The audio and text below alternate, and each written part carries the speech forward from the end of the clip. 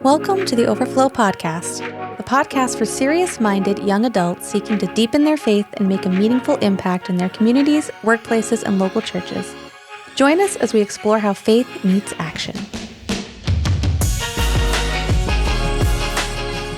Hello and welcome to the Overflow Podcast. I'm Jeff alongside Erin and Joe. And if you're watching this podcast right now, you might notice we have a new face on the screen. And that is Reed Koepp. He is a senior military officer in the Navy, and we've asked him to join us on the show, and we're thankful for his agreement to that. And just to talk today about leadership, we live in a constantly changing culture. We live as young adults trying to develop into good, God-honoring leaders.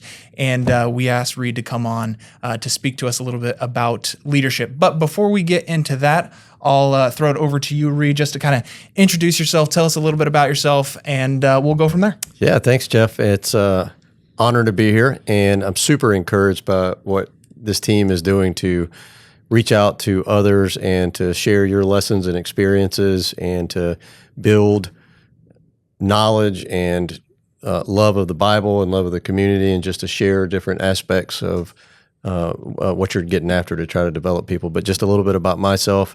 Yes, a career submarine officer, 25 years serving in the Navy.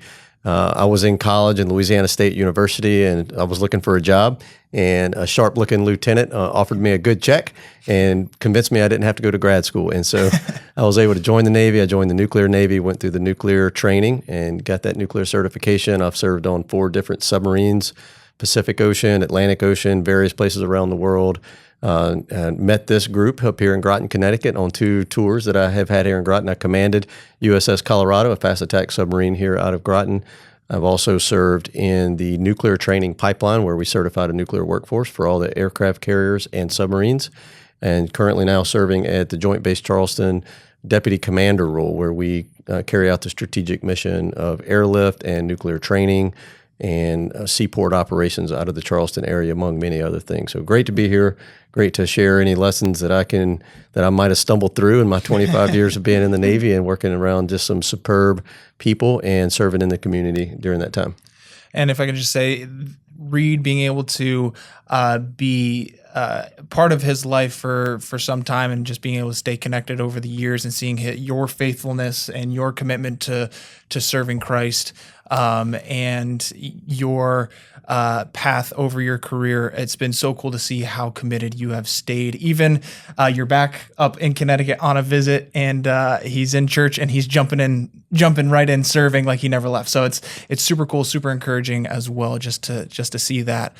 So you're a Christian leader in the military. You've seen good leadership. You've seen bad leadership. You've probably served under both good and bad leaders of all kinds. And I think to start off, just to kind of give us a baseline of what we should be looking for as young adults in leaders as we look to become leaders. What would you say is like the most effective leaders that you've had, the ways they have led, and maybe some attributes that have stuck out to you that have been, hey, this is what I've seen, and maybe this is even what I've done? Yeah, that's a great question. And, as I'm certain in that good leader, bad leader, I know that I've got it right and wrong in my experience as well. And, you got something to learn from everybody. I know that that's key.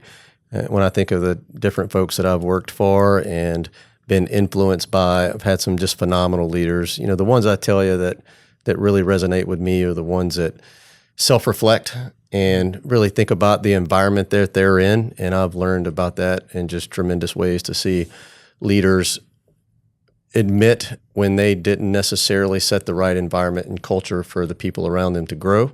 They reflect on that, acknowledge that, give it to their team to improve. And I just think that, that ability of a leader to see what role they play and to be self-aware of the impact that they have around those has just been a key lesson that I've learned from various leaders. Just kind of follow up to that. As a leader, sometimes it can be hard to admit wrongdoing when you mess up, when you don't know exactly what you maybe make the wrong decision. What would you say has helped you or would help young adults as they are becoming leaders to keep them in a mindset where they can recognize when they've done wrong and how that actually makes them a stronger leader to be able to do that rather than show weakness? Yeah, that leadership piece is all about character in my mind. And I've said before that, we shape our life by the decisions that we make, right? Who we marry, where we go to school, whether we decide to join the service or not, that'll shape the path of our life. But our character is really built on the decisions we make day in, day out. Sometimes the small decisions, maybe they level up in some of those decisions.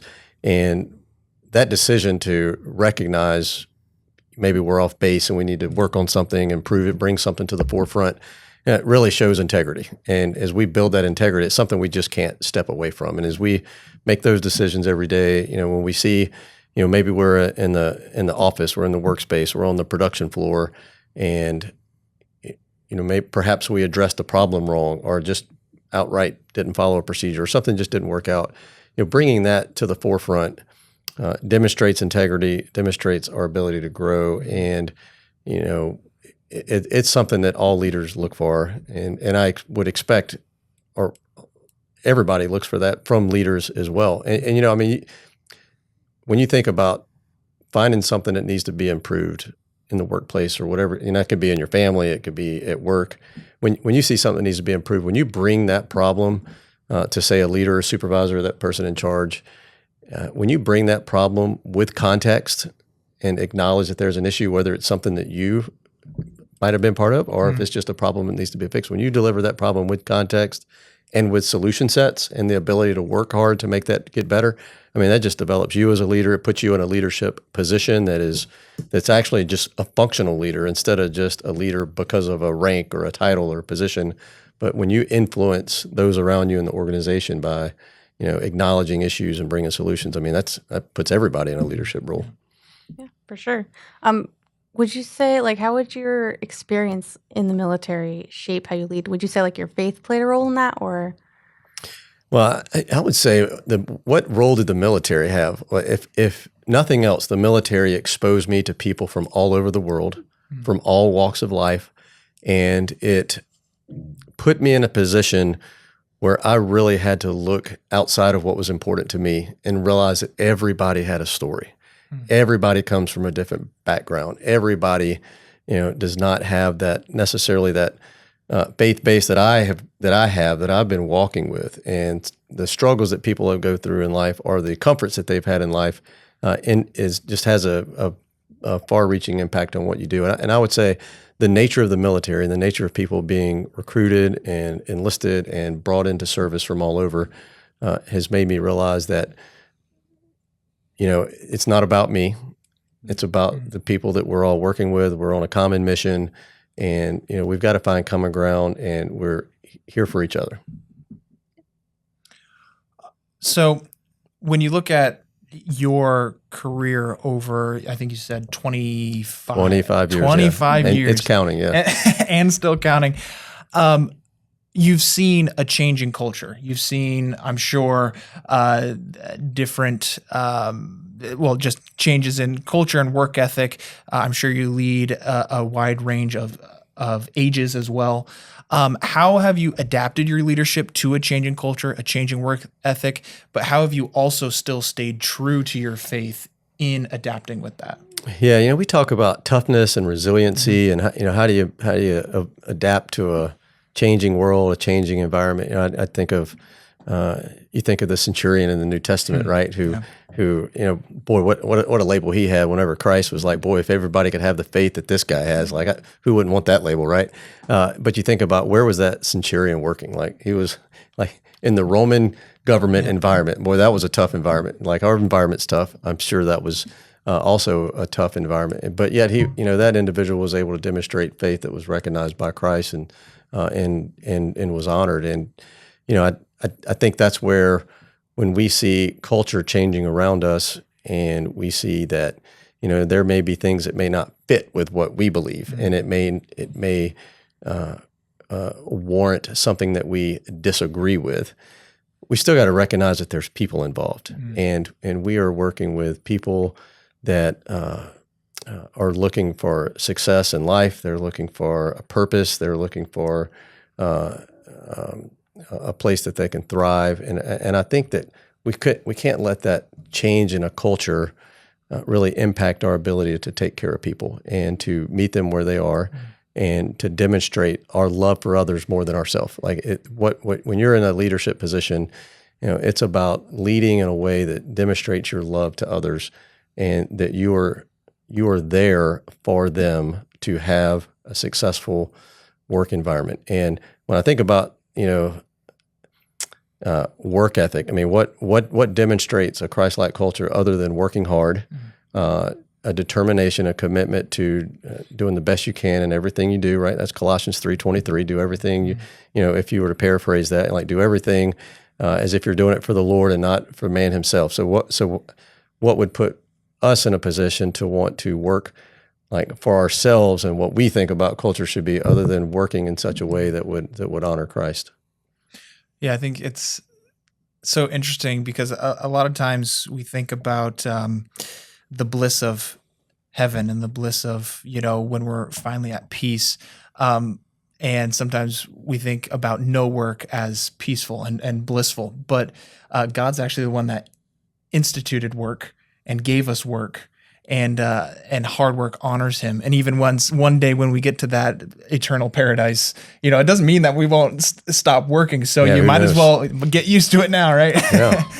But no, that's super encouraging, super cool, especially like even in Proverbs when it says the being diligent, the diligent man. That's right. Yeah. I mean, when you're looking at a leader, generally speaking, you're looking for leaders that work hard, that demonstrate a strong work ethic. And one thing in the military we talk about is toughness, and we talk about, on our work secular terms, we talk about toughness of the mind, the body, and the spirit. But it's also important we talk about that spirit, your spiritual strength, and what. Now, for me, that spiritual strength is my love of Christ and my eternal perspective that I get through study of the Bible and fellowship with other believers and and praying and having a strong relationship with Christ. And that is where my spiritual toughness is. Now, again, you mentioned earlier, like, what about folks from all over or changes in culture? Like, everybody's in a different spot, right? And so I think we have to be understanding of that. We have to, again, meet folks where they are and just be able to put others above ourselves and just recognize that not everybody might be in that same walk. Yeah. And Reed, really appreciate you coming on. This is basically my first time meeting you, and I can already tell just from what you said and how you said it that you have an extreme amount of just humbleness and how you carry yourself. From what you listed earlier, I know that you're very accomplished as a military officer, and the way that you are holding yourself and talking through this subject is just really encouraging for myself, and just seeing that doesn't happen everywhere. Like someone that has that many accolades to be able to have a conversation with people that really haven't done much in their life yet, all things considered. So really appreciate that. Also, from a perspective of you've done all of this, you've had that much success in your life, how have you been able to, or have you had struggles balancing the work as well as your spiritual life and your home life? I'm currently in a stage where I work probably more than I should, and I'm struggling with where's the balance, what's good enough, what is working hard for Christ, and what is working hard for myself or for what man sees. Like, have you had that kind of struggle or experience? Oh, definitely. I have definitely overworked, and when you think about the balance of your family, the balance of serving in your church, your community, your contribution to what you're getting to your work environment and to those around you, it is a balance. And you're exactly right, boy. As soon as you pull it back to one area, you realize you've got to, I call it squishing the balloon. You got to squish the balloon to the other side, and it's really hard. I think it's really hard to get that balance. I think that I don't try to look at it as much as a balance as I think about what's my spiritual diet look like.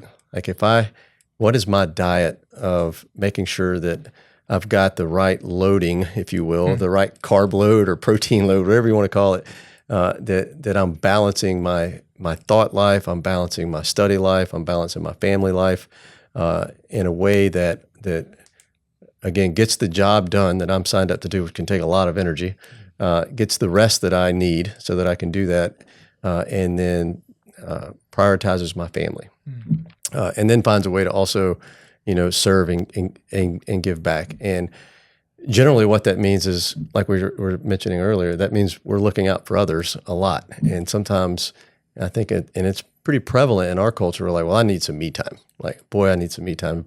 And I think recharge and rest, there's a biblical pattern and a process for that. And it generally, I think it seems like it's less than we would want nowadays. We think we probably need more rest than what I think the pattern of a scripture might align for us. But, I think that balance is when you're accomplishing your job and it requires more work than, or it requires work or investment in a way that might seemingly take away from your family. I think you've got to recognize that that's adding value to your family. It's adding value to the organization. I think working hard is something that we're here to do, but I think you can't neglect your family. And then sometimes you'll have to put work above family or above even service to the church. Yeah. And then sometimes you'll have to go the other way, and that is it is tough to do. And I would say I probably have got it wrong enough times that I know what right looks like now, but I've had to navigate that through the years. Kind of going even more specific, you lightly touched on it, but in your busyness, you've stayed committed to still getting heavily involved in your local church. What was the driver / catalyst for that, and how did you do that? How did you structure that to allow yourself to be as involved as you have been? Yeah, that's a good question. And I think when we think about toughness and we think about ability to be resilient, we talk about mind, body, and spirit, right? Mm-hmm. Pretty common. And then, I think that spiritual toughness, you got to find, where do you get that spiritual toughness from? And I get that spiritual toughness, and as I know you do as well. I get that from my faith in Christ and trying to keep an eternal perspective. And I know that, go back to that spiritual diet. I know that that an involvement in a local church, the encouragement that you have from being around other folks that have those same motivations as you, that are biblically and spiritually based, it's just a priority. Like it's really making that a priority. And I think about the things that can shift that priority, and there's a long list of things that can shift the priority. Like, I love to fish, right? I love to go fishing. And there's many a good weather on a Sunday morning where I've been like, you know what, I'd love to go fishing today. But what I also know is that as a leader in my family, as a leader at work, and certainly as a leader at church, just being an encouragement to others by being there is so important. And I've just always found that being in a strong church and being able to contribute and work in a church in a way that I'm giving to that church as opposed to me just receiving it, but it works both ways. I've just had to make that a priority for myself and my family. That was probably a lot of words to say. I just want to make church a priority. Yeah. I mean, like you mentioned, toughness, discipline, it comes down to making that a priority. And actually, we were talking the other day about, you mentioned sometimes that I do stuff to be an encouragement to that leader. And we talked about different groups of people that okay, maybe you're I don't know if you remember what we talked about, if you want to even touch on that before I keep going. No, I think, when we look around the group, sometimes we'll find, and I think I've been in all of these groups, by the way, like, we find ourselves in like this one category where we're like, okay, we want to thrive. We want to help others. We want to support in any way we can. And we're willing to sacrifice to do that. Obviously appropriately balancing our work and our family and our own health. And then, then there's also I'm in this, this works for me. I've got a good relationship going with the Lord, and I've got a good relationship going with others. I'm ready to commit more, but I'm not sure I'm ready to commit that much. Cause that's going to be a lot of sacrifice. There's probably another group like that. Again, I've been in that situation. Then I've been in I've got these things that I want to do, but I recognize there's a need elsewhere too. And like, how am I going to hop across that line to go do, I use fishing for an example, like to go get out on the water on the boat, like how I'm going to balance how I'm going to do that. And now, of course, sometimes that might be, I want to take my kids out on the boat and I want to show them and teach them some things I think that are valuable as well. And so that I might have to do that. But anyway, so yeah, those groups, how you manage your willingness to commit, because when you commit to serving others and when you commit to being encouragement and leading other people, it is a commitment, and you'll find that the me time, sort of that becomes your me time almost. Yeah. No, that's it was super cool to just talk through that, and we had those different groups, and I was like, oh, this makes a whole lot of sense. And sometimes it's that progression where you're kind of on the outskirts, where I'm a fence sitter. I might do this, but if something better comes up, I'll do that. And then as you invest in those people, as you mentor people, you can see them progress to, okay, no, I want to make this a priority, and seeing that change. For us as young adults, as we develop into leaders, sometimes it can be hard to know who to go to find good advice, a mentor that could help you develop. Obviously, we have scripture. Obviously, many people can go to their parents.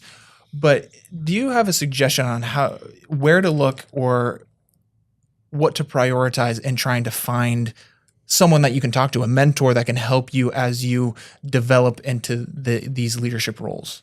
Yeah, that can be a search, right? And it requires some investment in communication. There's really a couple mentors. I would say the category of peer mentorship. So you have somebody that's about in your point of life, and that can be I'm getting this wrong. I could really use some help in this because I feel like I'm falling off the cliff on this. And almost like an accountability partner at the same time, but really peer mentorship, I think, is something that's often overlooked. But then, if you can, just dig in and find those folks that, might have a few years on you and that have been there and done that. And like I'll tell you, I have one of my dear friends, he's in his 90s and, a retired submarine captain. And, I make sure that we stay in contact pretty frequently. And, those lessons, they transcend time on, it's another gentleman that, had a strong walk in faith through, as you're walking through a secular world with secular jobs, and how do you keep your resiliency up in those jobs, and how he practices faith. And it's just having that mentorship is important. How do you find it? I think prioritizing being around believers, I think, is probably going to be your the first ingredient in that recipe. And but it's important. Yeah, Reed, a question that maybe some of our audience members have is... we do that in the military a lot. Yeah. We'll go by the last name. Typically, I'm not used to that, but I'm okay with that. Some of our listeners might be saying to themselves, well, as they're listening to this, I don't really see myself as a leader, but how is there still a way that they can be a part of the leadership process? And I think of it whenever I'm either leading a Bible study or something, even if I'm the one leading, if Jeff's there or if Erin's there and they're asking helpful questions or answering questions that I'm asking, that helps me as a leader feel just more confident, more strengthen the way that I'm leading. Would you say that having that followership, a good follower within the leader, is almost as important as the leader themselves to help encourage them and drive them? No, I think that's a brilliant point. I mean, when you're in a group and, you have the opportunity to study and grow together, and I totally get it. Like, I've been in the situation where I'm like, all right, I'm going to be in receive mode for this. Either I'm not comfortable delivering, I don't want to feel like I'm asking questions that are like might show that I'm a little bit lower on my level of understanding. Having taught and trained professionally in the workplace, having led devotions and teaching my family and leading and teaching classes and groups and being a follower in many ways, it is so encouraging, just what you said, to have folks in the group that are like, I don't even understand what we're talking about, or even just, some basic questions like, why do we even read the Old Testament? Can you explain that to me? Like, that's a great question. Like, allow me the opportunity to really help you dig into that. I think that's a great point. What would you say somewhat similar, but when you're looking at people serving under you, maybe for us as we continue to develop, what sets someone under you apart where you say that person, I want to invest in that person because I see their quality. What qualities stick out to you as you lead? Say, okay, that's someone that I want serving alongside me, and honestly, I could see them potentially, advancing to a greater capacity in the future. But what qualities do you look for that are key in supporting leadership? No, that's good. There's a principle I use whenever I've got folks that I'm working with, and it's everybody brings something to the table, right? So I want to be very, very quick to try to find value in each and every person, because there is potential in everybody that's working with you. Now that's my experience, and certainly in the military and in the different civilian workforces that have worked for me and that I've worked with and for myself. And they, again, everybody's got something to bring to the table. And so a lot of times, like, it's our role to tease that out. And it's our role as leaders to really create that environment. Like, what is leadership if it's not anything other than creating an environment for those around you to thrive? And, I think probably one of the key attributes, if I had to pick one, would be the ability to be receptive to feedback. Like when you have somebody that is on the team, maybe they're new to the team, maybe they've been there for a while, they've changed positions, they've added some more responsibility. Now you're in a position where you're like, well, I might be getting some things wrong here. Typically, there's a feedback mechanism which you can realize that, wow, this might be something I need to improve on, or maybe I can add another layer of responsibility to this. I've seen that the folks, the teams, the individuals, the men and women that have the ability to grow quickly and to rise up in the ranks and to make it to the next positions, I've seen that they've been able to see maybe a problem exist. Maybe they had an approach that might not have been the most optimum or most efficient, or maybe it could have been some approachability things or things like that.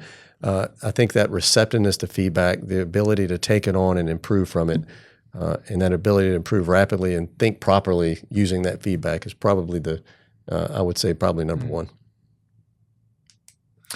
Maybe the inverse of that question, and it might be just as the exact opposite. What would be something that turns you off? It's like, okay, that is definitely not a quality, and it might just be doing the opposite of what you just said. But I don't know if you have a different answer for that. It would just be the inverse of that. Okay. Yeah, I mean, if you have when you have somebody on the team that is not receptive to feedback, or they have an issue with maybe taking ownership of something that went wrong, or something that was an optimum, or we need to change the path we're going on. And it's like, well, we've been doing this good ways this while. Why would we change the way we're doing that? And they're just not, maybe taking ownership to move that to the next level.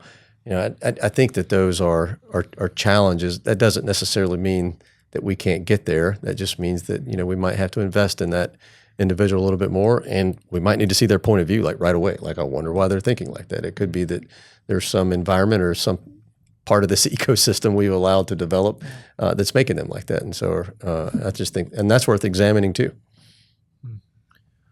Looking at the time, as we start to kind of wind down, I have maybe one more question. I just want to make sure you guys didn't have anything that you were looking to ask before I start getting to our final question. I had one more, okay. Jeff. All right. I'm backing off. Don't shut us down just yet.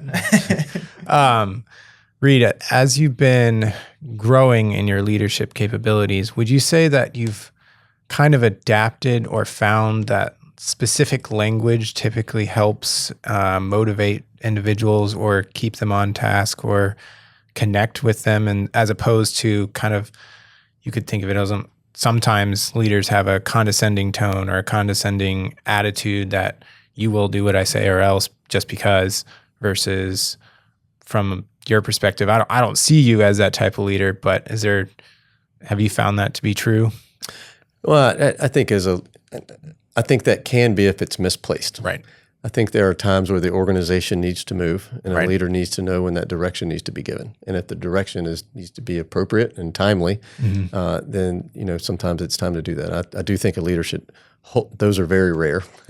those are not frequent, and I think a leader should be respectful of that and understand. And again, like I said before, everybody brings something to the table. Everybody has a story. Everybody has a different background and something to contribute. And so, while I don't think that our language needs to be so delicate that we can't speak plainly and freely and have accountability within our organization, I do think that being respectful and understanding that,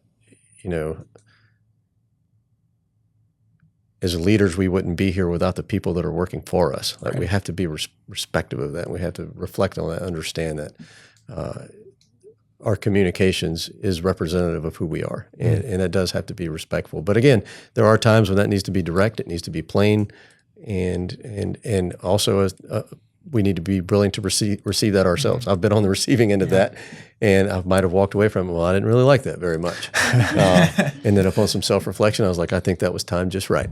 And I was able to grow from it and maybe use that to adapt maybe some of my communication styles as well. It was a great question. Two last questions.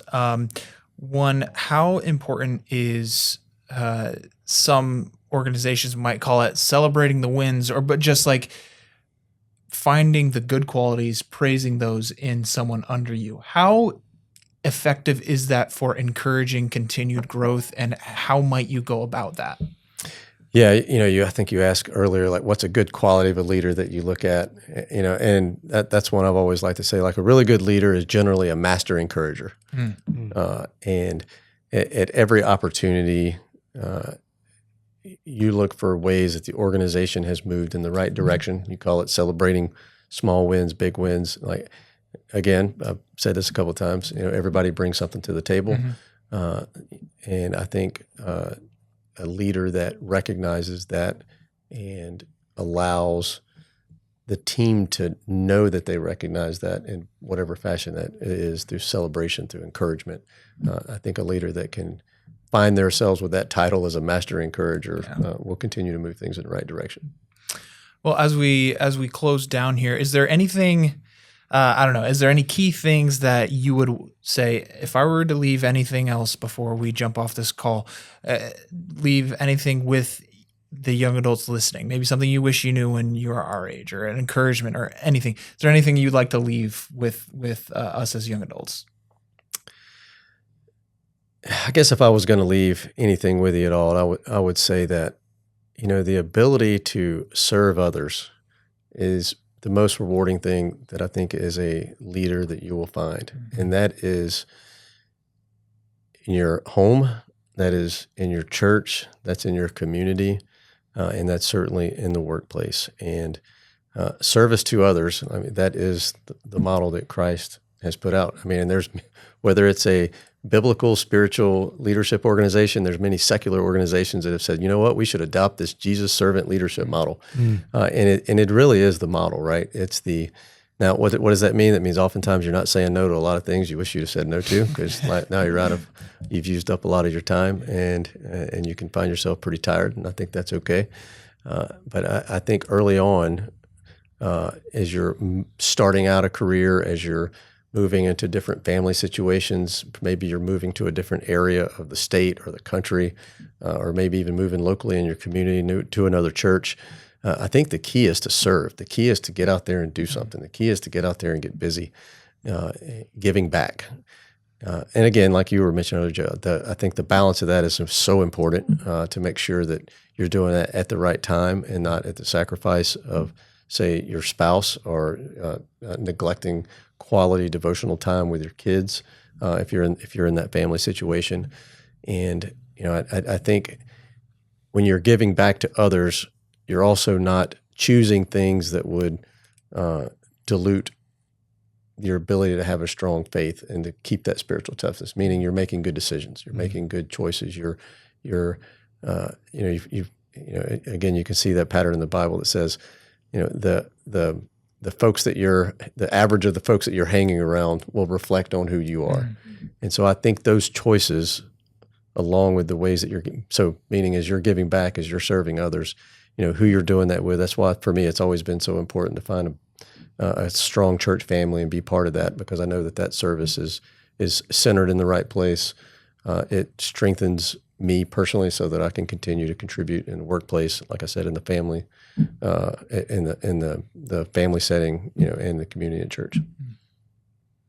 Well, Reed, thank you so much for being willing to come on the podcast. Your experience, wisdom, insight is so helpful, and I think our listeners will get a lot of value out of what we discussed today, and just how to develop into leaders, good leaders, Christian leaders, as we continue to look forward to honoring God with our lives wherever we find ourselves. So thank you so much for being willing to come on and talk with us. No, that's great, Jeff. It's just an honor and a pleasure to be here with you guys. And just the fact that you're having me here and having this conversation means that you're truly leaders and you're looking to lead and invest in others, and that's so encouraging to me. And so thank you.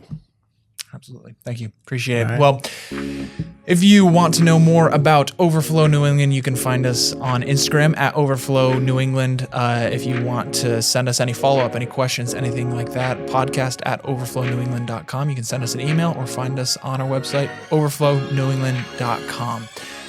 But with that, we're going to sign off. Thanks so much for listening. We'll see you next time.